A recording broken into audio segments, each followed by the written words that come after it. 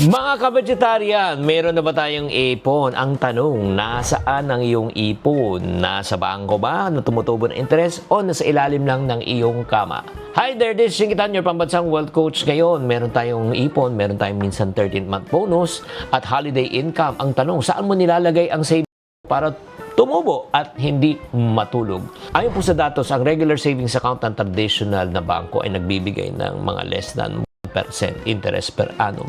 Samantala po, ang inflation po ay umaabot ng 4 to 6% interest per annum.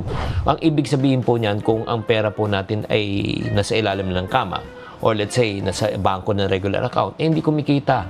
Nalulugi po, lumiliit po ang halaga. Pagpapatunay lang po, kung kayo po ay pumunta ng, di ba, ng supermarket po, 10 years ago, kung meron po kayong mga siguro 2,000 pesos, puno-puno, 10 years ago, ng yung shopping cart ngayon, 2,000 pesos, anong hawak mo? Plastic na lang po.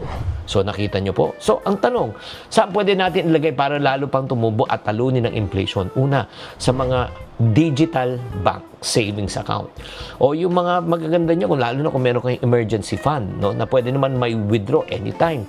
Pwede kayong kumita ng 4 to 5%. Yes. So, 4 to 5%. Ang kaganda, insured pa to ng PDIC. Okay? Ito po yung tinatawag natin mga pwede natin gamitin na pwede tayong tumubo. Diba? Ito yung pinakamagandang way na para safe at the same time nag-grow ang ating pera. Pangalawa, time deposit po. Ito naman, higher interest than savings account. Lock-in po siya, hindi mo magagalaw. No? Pero ang suggestion ko, wag niyo pong ilalagay ang emergency fund nyo rito. Ang pwede lang yung pwedeng iwan ng mga 6 months to 2 years. At ito naman, para maganda rin to. Para hindi ka na rin matukso na gamitin mo yung pera. Pangatlo, magandang investment po na palaguin ng ating pera. Kung matuto na tayo mag-invest sa tinatawag na stock market or let's say yung sa mga index fund, mutual funds, or cryptocurrency. Pero babala bago po tayo pumasok sa ganito, make sure na alam nyo. Pag hindi nyo alam, huwag nyo pong pasukan. So, makikita po ninyo na marami pong pamamaraan kung paano pong lumago ang ating pera. Number 1, sa tinatawag natin e-banks or digital banks. And number 2, pag-aralan po natin yung mga investment na pwedeng magpalago ng ating pera.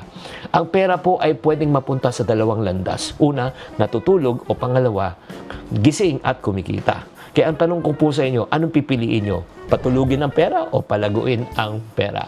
Sana naman naliwanagan kayo sa episode na ito at tatandaan, tamang karunungan, tamang disiplina po ang susi sa pagyaman.